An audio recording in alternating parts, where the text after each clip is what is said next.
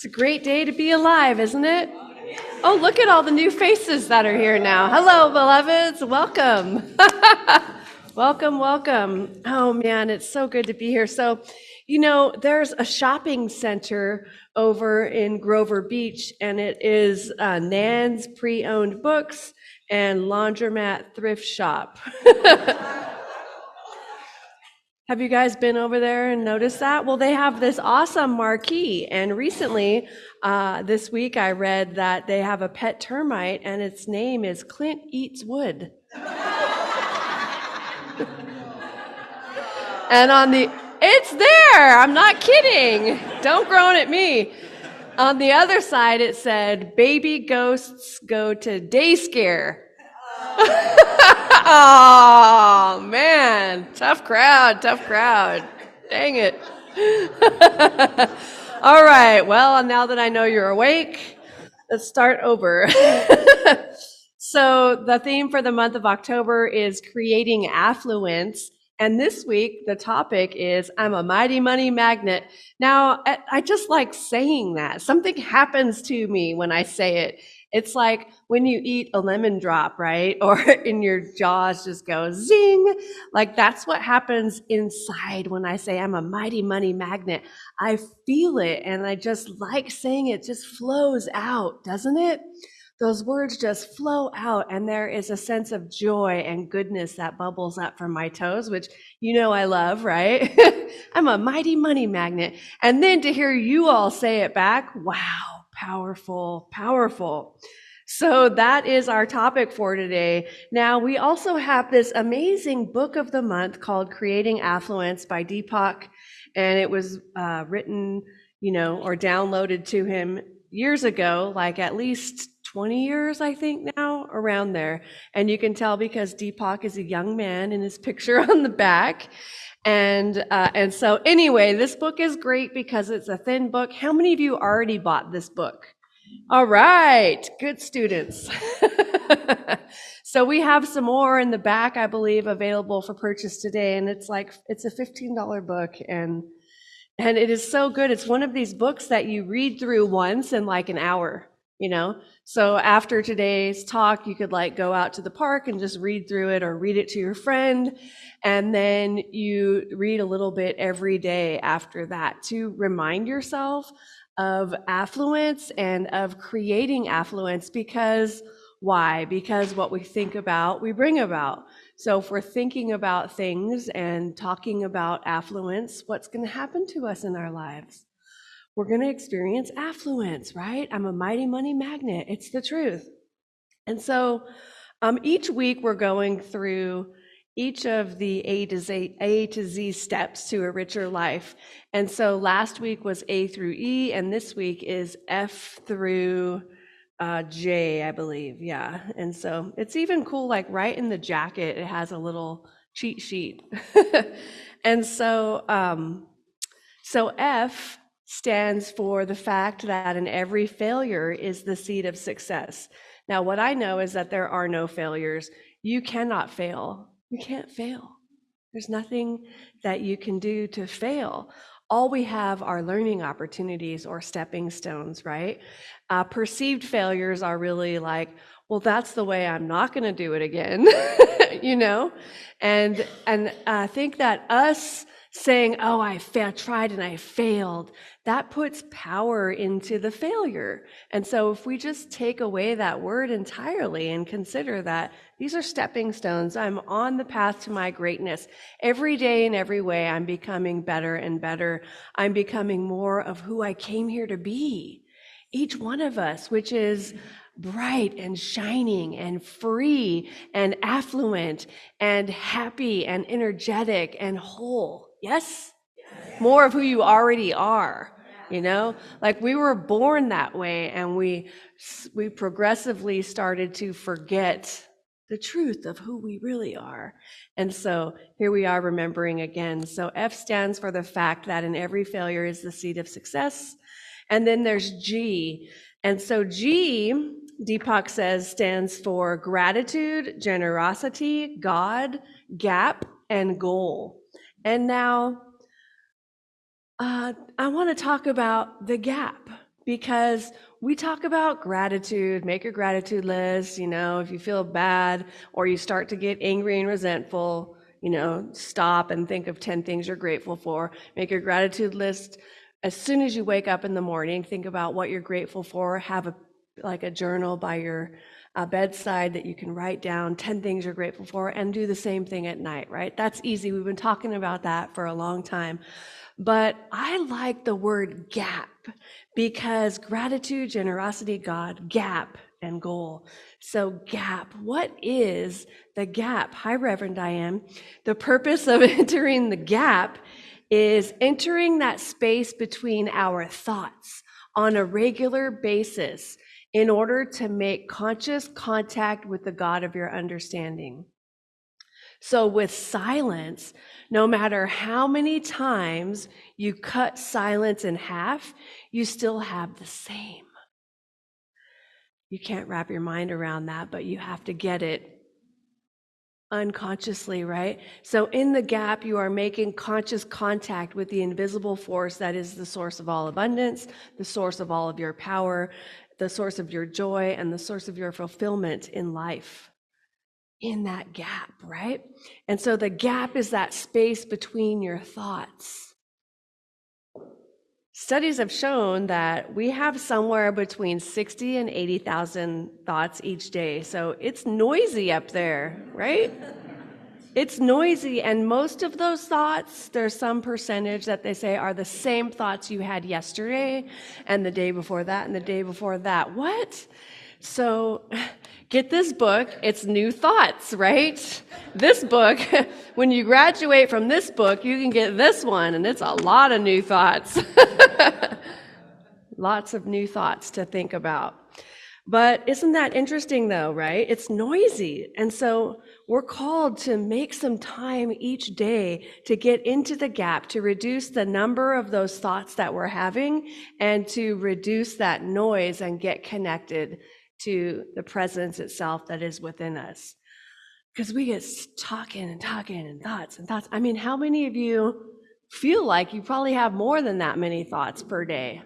Right? Yeah, there's a lot going on. There's a lot going on, especially if you introduce the analytic, the judger, the critic, the self-critic. I like this. I don't like that. You look like this. You look like that. Why'd you say this? Why'd you say that? What do they mean? Right? Constant. It's a constant thing happening, it's like the inner commentator, right? Like some sports commentator for your life that is nonstop. We've got to get into the gap to reach that space where that commentator is not living, It's quiet. And so Deepak in the G section talks about how there's a precise mechanism through which all desires can be manifested. And he gives us actually 4 steps. So step 1 is that you slip into the gap between thoughts. And he says that the gap is actually the window or the corridor, the transformational vortex through which the personal psyche communicates with the cosmic psyche. Whoa, that's cool.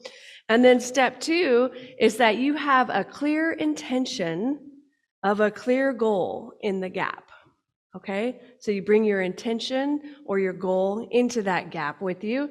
And step 3 is you relinquish your attachment to the outcome, because chasing the outcome or getting attached to it actually entails you coming out of the gap, because you start thinking about it and thinking about how is this going to happen, right? We've got 1,000,001 ideas, don't we? I'm going to do this and that, this and that, and this and that. Like the Rubik's Cube, I'm going to solve this thing. Has anybody ever solved a Rubik's Cube? Oh, cool. A couple of you. All right. Took you some time though, right? You were like committed to solving it. Don't get attached to the outcome. Step 4, you let the universe handle the details. He says it's important for us to have a clear goal in our awareness, but it's also important to relinquish our attachment to the goal. The goal is in the gap, and the gap is the potentiality to organize and orchestrate the details required to affect any outcome. So within any desire that you have, which is, as we know, it's spirit, it's the divine intelligence dropping it into our consciousness, so we get this divine idea. Going to write a book, going to write a song, going to do this, going to call this person, whatever it is, right? For you, everyone is different, right? Whatever that is, we get this divine idea. And then within the seed of that idea is the how. Like there is the way, within the acorn, there's a what? Oak tree, thank you. Within the acorn, there's an oak tree waiting to be birthed. Somebody doesn't have to say, you're an oak tree. You're an oak tree. You are an oak tree, right? It's in there already. The divine intelligence is within that acorn, just like divine intelligence is already within that divine urge that is within you. It's already within the goal and the intention that you state when you go into the gap. And it has the potentiality to organize and orchestrate the details required to affect the outcome. Are you with me? So, do you remember a time when you were trying to remember a name? The name of a movie, the name of an actor or an actress, and you go, gosh, what's that person's? And then you sit there and you start to get mad. What's their name? What's their name? What's the name? Like, who are you asking, right? I've been with friends, I'm like, can you give me some hints? Like, is this charades? I mean, what decade was it in? Was it, right, male or female? And so the person is struggling to get that name, struggle, but no success. And then finally, they let go. They let go of their attachment to the outcome. And then all of a sudden, the name is flashed across the screen of consciousness. And they go, Judy Garland, right? And you're like, what are you talking about? Or they give you a call, right when you're falling asleep, suddenly the name comes and you're like, yeah, that was it. But the point of that is it flashes across your screen. So remember that, because that is the mechanics of the fulfillment of any desire that you have. You set your intention, bring it into the gap, let go of your attachment to the outcome, and it comes to you. And it's like throwing your hat over the fence, and then you go to get your hat. It's that easy, right? We make things so complex and convoluted and difficult. Now, think how when you were struggling to recall that name, your mind was active. What's the name? What's the name? And you were struggling, and you were like in this turbulent state, frustrated. You couldn't get it, right? Have you ever felt that way about some intention in your life? You couldn't get it, but ultimately, out of fatigue and usually frustration, you let go. And the mind became quiet and slowly quieter, and perhaps so quiet that it was almost still, maybe even in the gap, right? You slipped into that gap. You released that desire, and then it was handed to you. Here it is, my love. That's what Spirit is doing all the time for us. Name it, claim it, let it go. Here it is, my love. Isn't that beautiful? Yeah. And so Deepak is so awesome. That's all in his little book, right? So this is the true meaning of ask and you shall receive, or knock and the door shall be open. Now I want to share something with you, a personal story about when I was a little girl, and my parents owned a speedboat, and my dad had named it Yellow Fever. It was an awesome boat. I didn't know what that meant, but it was like super flashy, and it had sparkles on the top. I remember like there was yellow trim and then sparkly silver and big yellow letters that said Yellow Fever across the top. So my mom, my dad, and my brother and I would all go out on this speedboat. How fun, right? And they were so good at skiing, and even my brother would get out on one ski. And they tried to teach me how to ski when I was about 7, but I just couldn't get it. For whatever reason, they would explain the process to me, and then they would take off with me holding the rope. But for some reason, I would go straight under the water, still holding the rope. Right? So I'm 7 years old, and my parents are like, what is going on, right? So they were concerned that they were going to actually kill me, trying to get me to try to water ski, that I was going to drown. And so they said, yeah, maybe she's not allowed to do this anymore. She can hold the flag. So that was my job. Growing up, right? Never again. I never got to try it again. And I was fine. It didn't work. So fast forward 30 years later, and I was out at this place called the Delta with some good friends, David Bruner and Mauricio Lopez, out on their boat.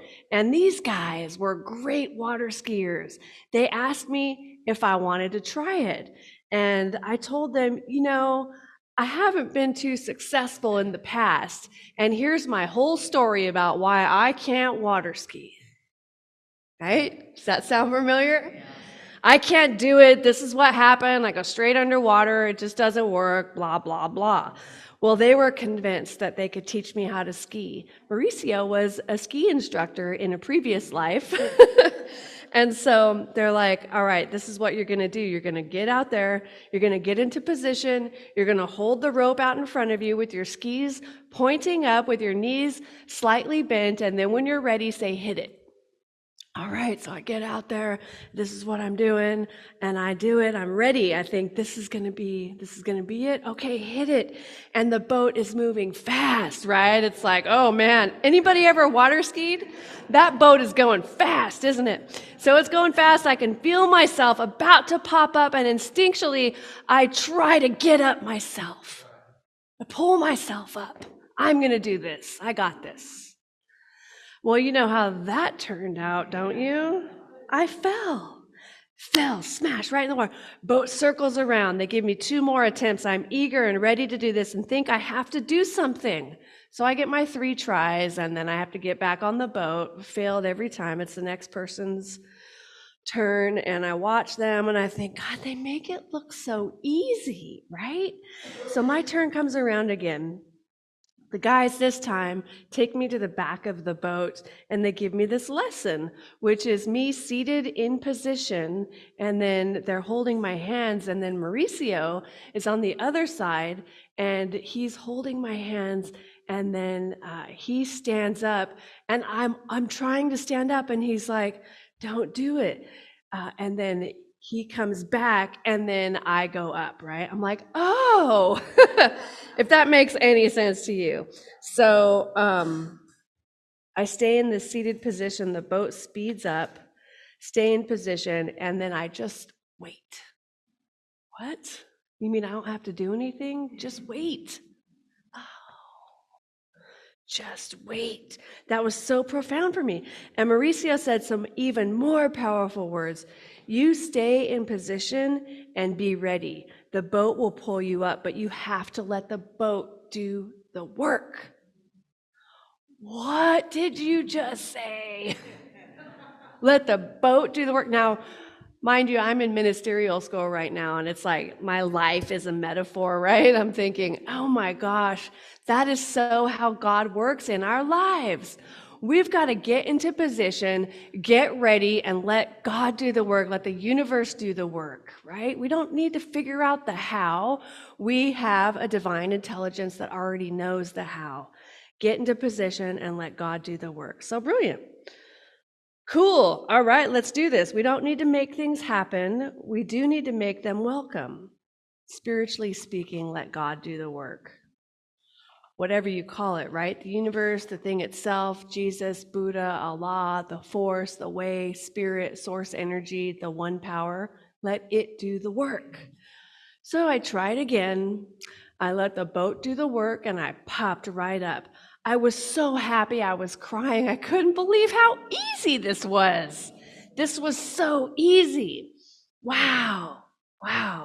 Get into position and let the boat do the work. Get into position and let God do the work. Let the universe do the work. Set your intention. Get into the gap.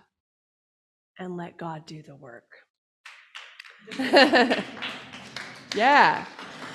So the point of that is there is a mental aspect and a physical aspect to this. If I want to water ski, I have to have the right mindset, right thinking, so I can take the right action, because right thought leads to right action. That's a Buddhist concept, right? Let God do the work. Choose the thoughts you will dwell upon to create the life you desire for yourself, and this is how you become wealthy.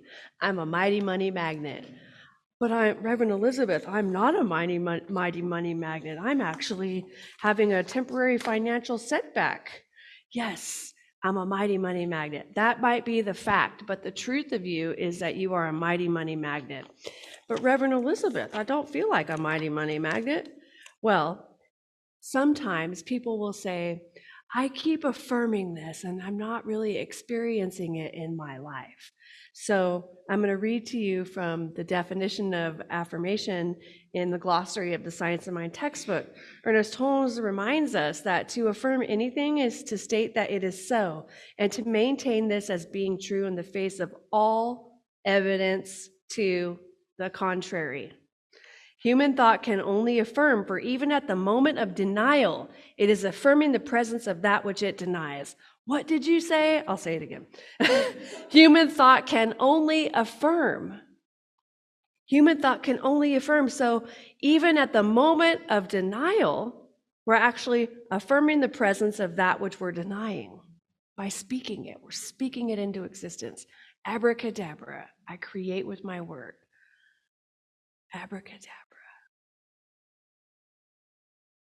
So repeating an affirmation is leading the mind to that state of consciousness where it accepts that which it wishes to believe. Wow. I'm a mighty money magnet. I'm a mighty money magnet. I'm a mighty money magnet. Or there's that other one. People say you always get what you're afraid of. So, oh my God, I'm so afraid of $1 billion. Right. Oh my goodness. All right. So Michael Beckwith actually says that we are called to get into the receptive posture mentally and physically. So if I'm trying to hand you something and your fists are closed, you cannot receive what I am handing to you. If I'm trying to teach you something and your mind is closed, you cannot receive what I am teaching you. And so we're called to take a step back and reconsider our actions before we get ourselves into trouble, Take that step back. Yes, I love that. Open hands. I'm ready to receive, right? I'm a mighty money magnet. You can put it right there. And right there, right? Yes. So am I receptive to my good? Am I ready to receive? As we write our thinking, we remember that we are deserving of all the riches in the world. As you get your thinking right, you will act accordingly, and the law kicks in, right? That is the law. Right thinking, right action. Get in the gap. So one of the easiest and most effortless ways of slipping into the gap is through your meditation practice. And so that's going to be our call to action for this week, part of it, right? So I want to talk a little bit, though, about invisible power.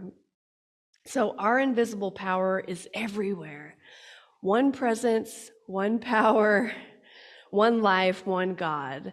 In physics, we're talking about the non-local field or string theory, which tells us that what looks like the space between us and the wall, between you and me, that space, it looks like emptiness, but it's solid. It's filled with these dancing wavelengths of filaments, light, wavelengths of possibility, right?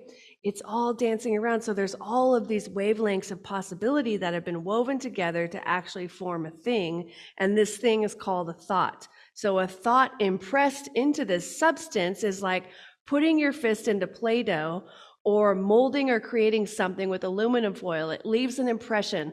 Or I used to have one of those little square things that has all the pins. Remember those? They come around Christmas time and you put your hand in it and you're like, oh, look, my hand. Whatever you put in it, it creates an impression. That's what's happening. What you're thinking about is creating your experience. It's like putting your hand into Play-Doh or putting your hand into that little pin thing. You're pushing it into reality, right? What you're thinking about, you're bringing about. Our thoughts impressed into this substance is revealing itself as the thing impressed, your thoughts. So we're pushing our thoughts into what I call the spiritual protoplasm, right? It's this stuff, and then the thought goes in, and then it becomes the thing. Or like pouring it into a mold.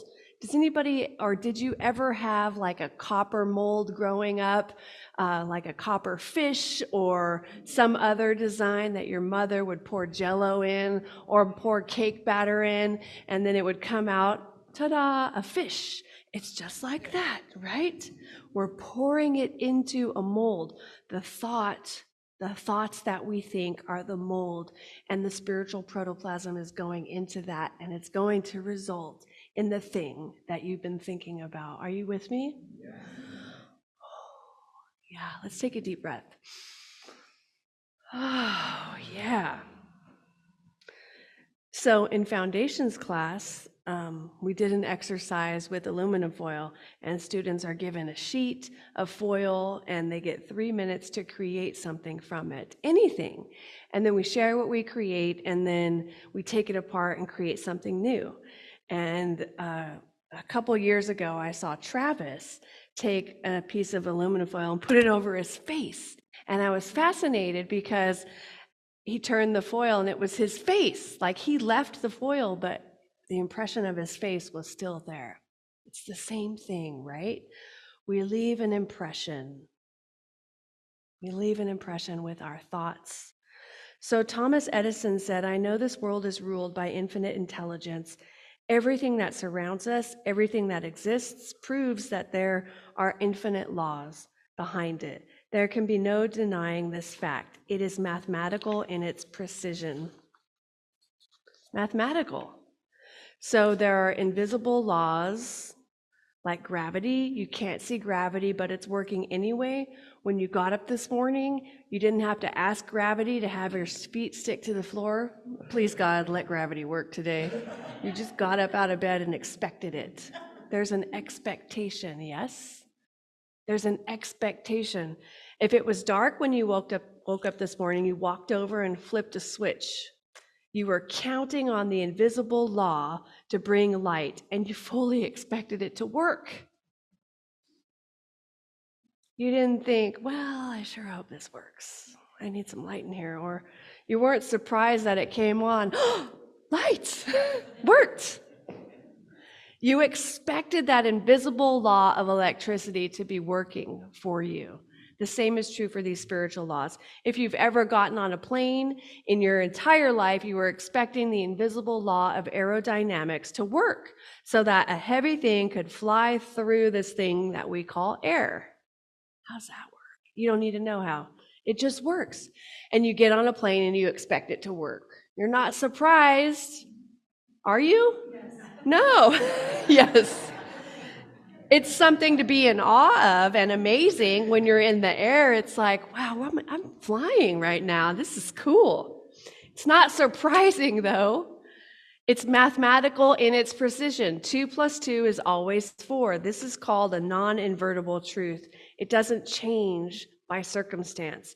These laws are mathematical in they're mathematically precise, They are non-invertible truths. Non-invertible, we are dealing with a perfect system, is what I'm saying. We can never sow one kind of seed and reap another kind of result. If you plant apple seeds, you will not get pear trees or pear fruit. This is true for physical seeds that you are planting and for thought seeds that you are planting, moment by moment, conscious or unconscious, in the mind that we think with. And so, a lot of times people will say, well, how do I know what I'm thinking unconsciously? Look around your life and you'll see, right? And but don't focus on that. Don't focus on how will I know what my unconscious is. You don't need to know. Be more interested in the new thoughts. Be more interested in how to create something magnificent and amazing that you've never seen before in your life. Be more interested in the gap. Be more interested in the God of your understanding. Be more interested in the love that you want to experience. Be more interested in the peace and the joy and all that we sang about this morning, right? Be more interested in that. Are you with me? Yes. Amen. Yeah. So we are called to be systematic, precise, and organized as we lay down a vision in harmony with what we would love to experience for ourselves and our lives. Let's do this. Let's do this. So Ernest Holmes said, perhaps things are better than they appear to be. That even the divine bounty itself, lavish and extravagant as it must be, awaits our acceptance. Possibly, we have been holding our bowl of acceptance and our chalice of life upside down, so that even the fruit and the wine of the Spirit cannot be poured into it, yet the windows of heaven must be forever open. So perhaps things are better if there's something going on in your life that you are not too happy about or maybe embarrassed about. Perhaps things are better than they actually appear to be. I've heard it said that when things appear to be falling apart, they are actually falling together. We get so into the falling apart of things and the sadness and sorrow of loss, etc., that we don't recognize that on the other side of this is something wonderful, because that's how Spirit works, right? We're forever becoming more of who we came here to be. And that means shedding things that aren't true for us anymore, you know? It's just the way it is. Breakdowns lead to breakthroughs. We're called to remember that in trying times. So think about this in your own life. Have you been holding your bowl of acceptance upside down? Or holding on so tightly to something that you are not able to receive the lavish, abundant goodness in your life? What are you holding on that's causing you to not be able to receive? Now, I'm going to ask for a volunteer to come up. Raise your hand if you want to come up and be, I saw you over here, Kim. Come on down. Come on up. Yes. So hold this in one hand. You can stand up here, actually, and come over here. And hold this in the other hand. Now face me. Okay, so now I've got this check for $1 million. But I have nowhere to put it because your hands, something's in your hands. Let go. Let go. Oh, there you go. Good job. Woo! Right? You see that? Let it go. We can be so we have such a grip on things, don't we? Can you pick that up for me, please? We can get, and I'm talking about a mental grip. We can hold on to this thought. This person has wronged me, and they're wrong, and they should be, whatever. And what is that creating? What is that creating for me, right? You can see it. You can feel that. It's like, look, Spirit is here. Spirit is here right now, right where you are. It wants to give you the kingdom right here and right now, but I'm mad at this person. What? You're standing at the gates of your freedom and the love and all the goodness in your life. Let go. Step into the flow. Let go. Open your mind, your heart, and your soul. Yeah, that's how it goes. I step into the flow and then I let it go. Yeah, right on. All right, so the next thing is I was at some store and I bought something. I bought it online and I went to pick it up, and then it turned out that I actually had a 10% discount on the thing I was buying, and so I got some money. So who wants some money? Come and get it. Hello. Come on. There you go. You're welcome. Go. Okay. That's yours. She wanted to give it back. Woo! You're a mighty money magnet. See how that works? I'm not attached like, wow, it was like, wow, this was unexpected income. And it felt so good to just give that to her. She came up, she actually looked around like, is this okay? Am I okay? Can I do this? Yeah, you can. So cool. Wow. Let's give Diane some love. Woo!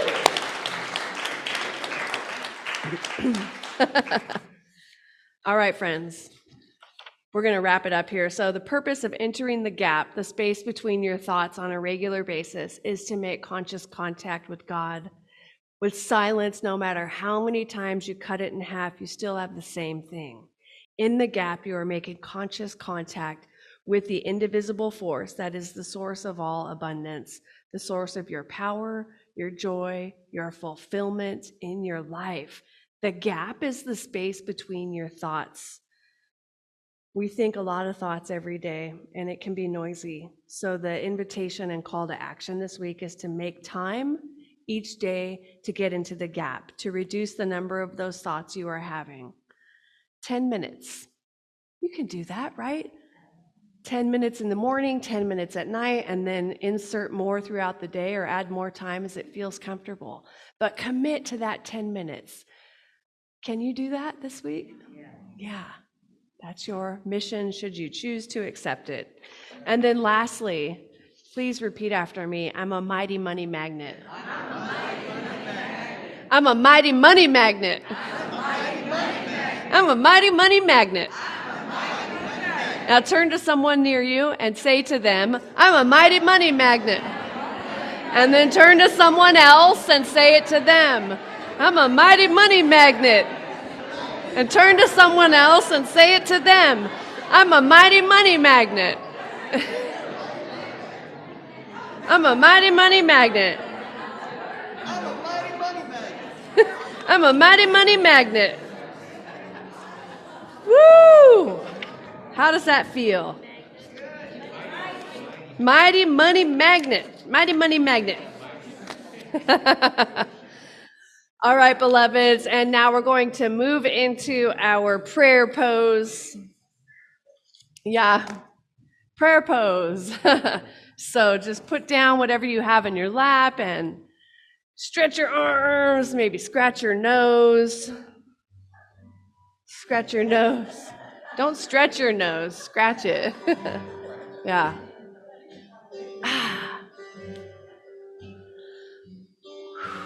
And join me in turning your attention inward with me now. If that's comfortable for you, go ahead and close your eyes. Otherwise, you can gently rest your gaze a few feet in front of you.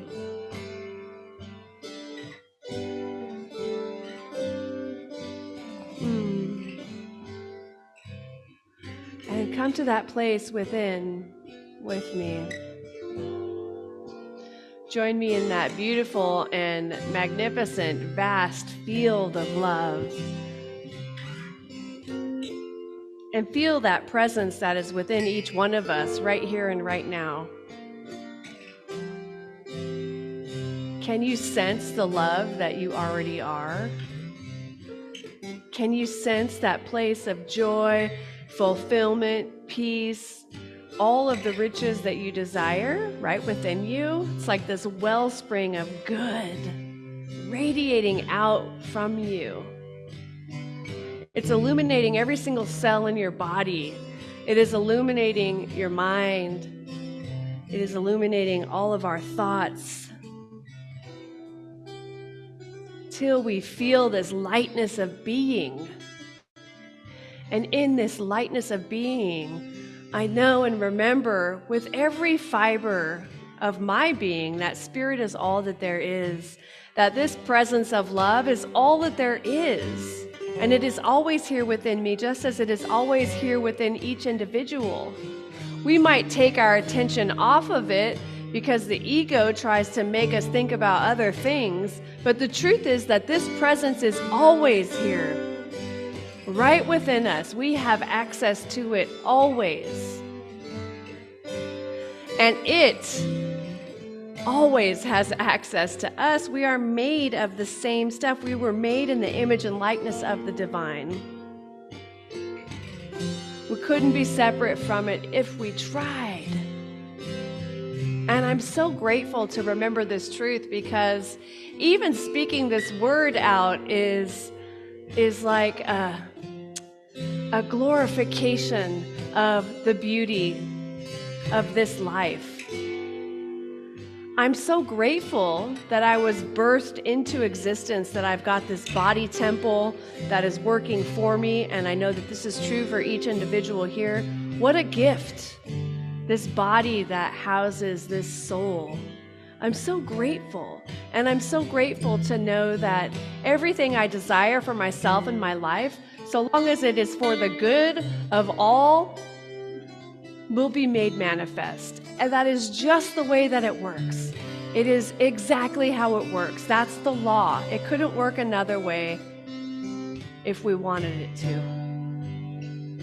This law is always working, whether we're aware of it consciously or not. And so I know for each one of us that as we go forward from here, we are consciously creating our lives, the life that we would love for ourselves, the life that we know is already ours, the life that we know is ours by our birthright. Just for being born into existence, we get to experience all the good that we desire. Good and more good is mine. And ever increasing good is mine. There is no limit to the good which is mine. I see it, I feel it, I experience it. This good crowds itself against me, expresses itself in me, and multiplies itself all around me. I cannot escape this good. There is so much good, and there's more to go around. And I am so grateful. Oh, I'm so grateful for this goodness. It's amazing. And I know that as we go forward from here, we also take time to get into the gap. We take that time to meditate and be present with the divine, in conscious communion with it. And as we do, we feel love like we've never felt before. And we know and remember that something wonderful really is happening as me right now. And I am grateful. I know this prayer is complete, and I can let it go and allow it to be. As I release it into the loving and creative action of the law, I take my hands off of it, and so it is. Yes. Thank you, Andy. Yeah, thank you. Thank you.